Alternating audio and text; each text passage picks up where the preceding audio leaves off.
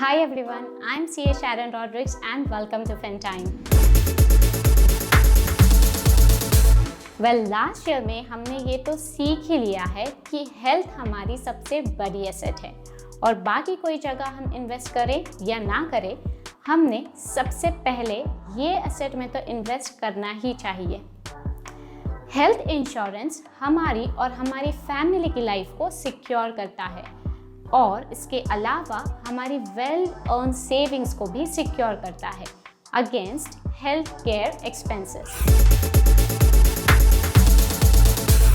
Health insurance select करना एक simple काम नहीं है, एज हर एक इंडिविजुअल की age, diseases, income, family, location etcetera के हिसाब से उनके लिए आइडियल प्लान चेंज होगा। आज के इस वीडियो में हम हेल्थ इंश्योरेंस का प्रोसेस सिंप्लीफाई करेंगे और वादा रहा कि ये वीडियो देखने के बाद आप खुद के लिए एक परफेक्ट प्लान चूज कर पाएंगे। तो चलिए शुरू करते हैं with things to make sure before buying your health insurance plan. So firstly, let's understand cashless versus reimbursement. Cashless का मतलब होता है कि जब आपका एक्चुअल हॉस्पिटलाइजेशन होगा तो सारी एक्सपेंसेस आपकी पॉलिसी के लिमिट्स के हिसाब से इंश्योरेंस कंपनी खुद पे करेगी, आपको कोई पेमेंट करने की नीड नहीं है, इसीलिए कैशलेस। इसके अगेंस्ट रीइंबर्समेंट में ऐसा होता है कि खर्चा होने पे आपको पेमेंट करना होगा एंड उसके बाद सारे प्रूफ सबमिट करके वो अमाउंट को रीइंबर्स कराना है फ्रॉम द इंश्योरेंस कंपनी। अभी आपको ये ध्यान में रखना है कि पॉलिसी लेते समय फर्स्टली आपके स्कीम में कैशलेस का ऑप्शन अवेलेबल है। उसके बाद आपको चेक करना है कि जो हॉस्पिटल्स कवर्ड है आपके स्कीम में उसमें से कितना कैशलेस है और वो आपके घर से भी नज़दीक हो, एज इमरजेंसी के टाइम पे आपको ये पहले से पता हो तो बेटर है। The next concept is room rent.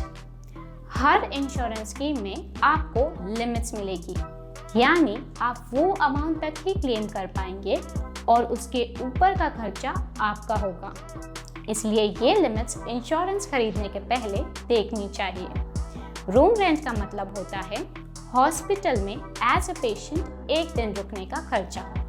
कई प्लान्स में डायरेक्ट लिमिट्स होती है, जैसे 5000 पर डे, और कई प्लान्स में लिमिट आपके सम एश्योर्ड से लिंक्ड होती है, जैसे 2% ऑफ सम एश्योर्ड, और अगर सम एश्योर्ड 1 लाख होगा तो मैक्सिमम रूम रेंट 2000 हो जाएगा। आईसीयू रूम चार्जेस में लिमिट थोड़ी हाई होती है। आइडियली आपको ऐसी पॉलिसी देखनी चाहिए जिसमें कोई लिमिट्स ना हो। ऑब्वियसली ऐसी पॉलिसी का प्रीमियम मार्जिनली हाई होगा। Now let's understand proportionate charges होते क्या है। प्रोपोर्शनेट चार्जेस का मतलब है कि आपको लिमिट के हिसाब से सिर्फ प्रोपोर्शनेट क्लेम मिलेगा। चलिए हम इसे एक एग्जाम्पल के थ्रू ही समझ लेते हैं। आपकी पॉलिसी का सम इंश्योर्ड है ₹5 लाख एंड आपका रूम रेंट का लिमिट है 5000 पर डे।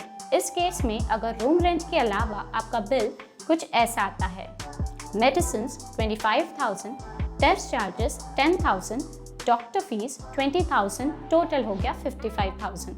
अभी आपका एक्चुअल रूम रेंट अगर 8,000 है तो आपको 3,000 पर डे एक्स्ट्रा भरना ही है, एज लिमिट इज 5,000। इसके ऊपर आपको क्लेम कुछ इस तरह मिलेगा। हर एक्सपेंस आपको रूम रेंट के प्रोपोर्शन में मिलेगा, यानी 5/8, क्योंकि आपकी लिमिट 5000 है और एक्चुअल खर्चा 8000 है। इसकी वजह से आप देख सकते हैं कि टोटल खर्चा 55,000 है और आपको क्लेम सिर्फ 34,375 का मिला, जस्ट बिकॉज प्रोपोर्शनेट चार्जेस की कंडीशन थी। सो पॉलिसी लेने के पहले ये कंडीशन देखना बहुत ज़रूरी है और हो सके तो ये कंडीशन के बिना वाली पॉलिसी लें। अगर वो पॉसिबल नहीं है तो लिमिट्स थोड़ी हाई रखें जिससे आपको मैक्सिमम क्लेम मिल सके। Now let's understand waiting period. Waiting period एक ऐसा टाइम पीरियड होता है पॉलिसी लेने के बाद जिसमें आपको कुछ स्पेसिफिक इलनेस का कवरेज नहीं मिलेगा, फॉर एग्जाम्पल, कोई पॉलिसीज में डायबिटीज रिलेटेड इलनेस या हॉस्पिटलाइजेशन के लिए 1 ईयर का वेटिंग पीरियड होता है। इसका मतलब पॉलिसी के फर्स्ट ईयर में डायबिटीज रिलेटेड हॉस्पिटलाइजेशन कवर नहीं होगा। इसीलिए बहुत ज़रूरी है कि आप खरीदने के पहले चेक कर ले कि वेटिंग पीरियड कम हो, और थोड़ा ज़्यादा प्रीमियम भरने पे वेटिंग पीरियड निल भी हो जाता है। सो इफ़ पॉसिबल ऐसी पॉलिसी चुनें जिसमें वेटिंग पीरियड कम हो या निल हो। The next concept is switching off policies along with the waiting period. अभी ऐसा हो सकता है कि आपको अपना पॉलिसी प्रोवाइडर यानी इंश्योरर चेंज करना हो।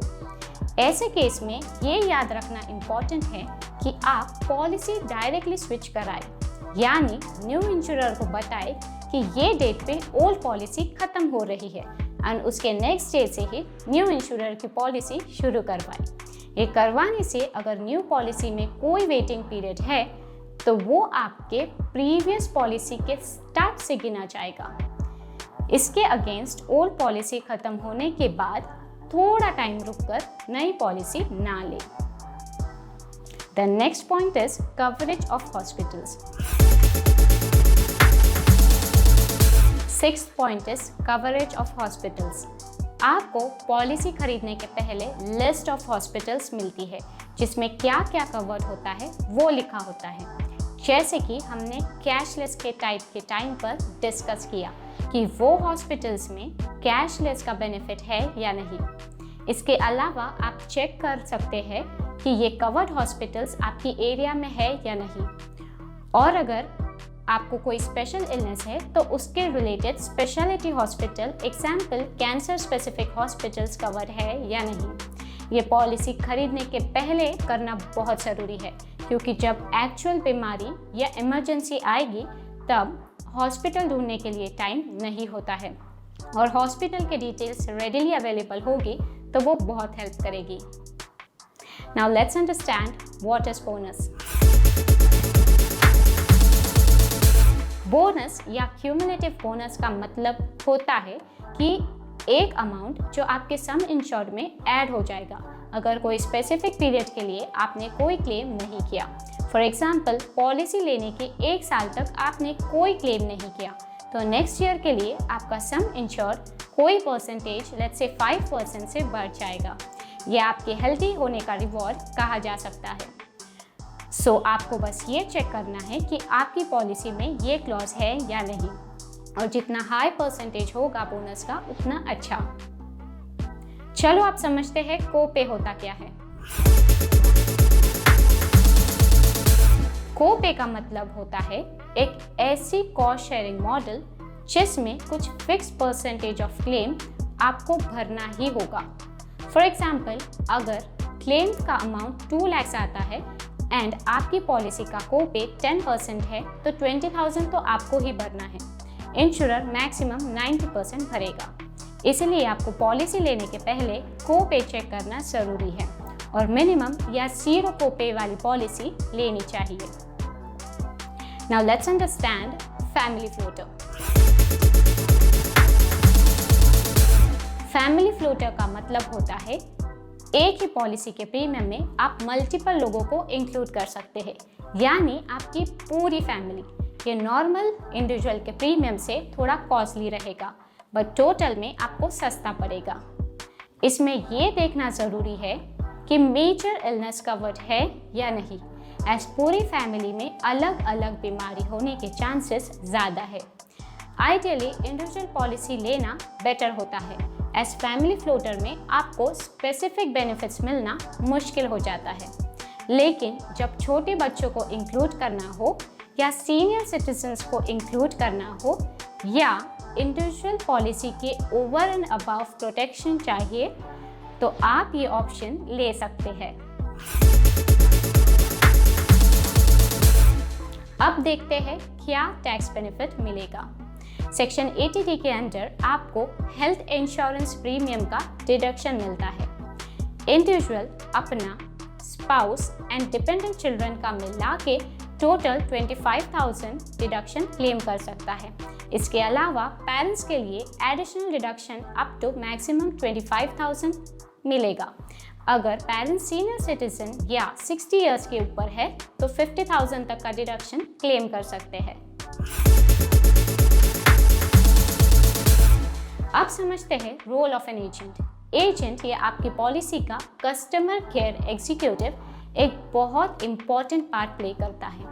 फर्स्टली, पॉलिसी लेने के पहले आपको अभी तक के सारे पॉइंट्स इसी एजेंट से डिस्कस और कंफर्म करने हैं। इसके अलावा कोई इमरजेंसी आने पे या हॉस्पिटलाइजेशन के टाइम पे यही एजेंट को कॉल करना बहुत ज़रूरी है, क्योंकि वो अपने एंड पे मेडिक्लेम का प्रोसेस चालू कर सकता है और कोई फैसिलिटीज़ की रिक्वायरमेंट जैसे एम्बुलेंस, कवर्ड हॉस्पिटल्स की कॉन्टैक्ट डिटेल्स एक्सेट्रा में भी आपकी हेल्प करेगा। एडिशनली, आप एजेंट से ये कंफर्म कर ले कि आपकी पॉलिसी में हेल्थ चेकअप्स इंक्लूडेड है या नहीं।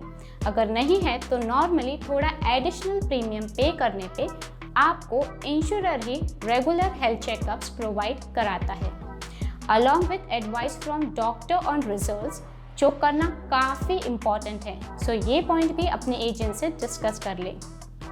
अगर आपकी हॉस्पिटल रीएम्बर्समेंट वाली है तो आपके सारे डॉक्यूमेंट्स रिलेटेड डाउट्स और आगे की प्रोसेस में भी यही एजेंट हेल्प करेगा। सो पॉलिसी लेते टाइम आपको असाइन किया हुआ एजेंट की सारी कॉन्टैक्ट डिटेल्स ले और वो डिटेल्स सारे फैमिली मेम्बर्स में शेयर करें। इन सभी पॉइंट्स के अलावा कोई पॉइंट्स है जो आपको ज़रूरी लगते हैं या रिसेंटली कोविड के चलते आपने कोई दिक्कत फेस की हो हेल्थ इंश्योरेंस में, तो हमें कमेंट्स में ज़रूर बताएं।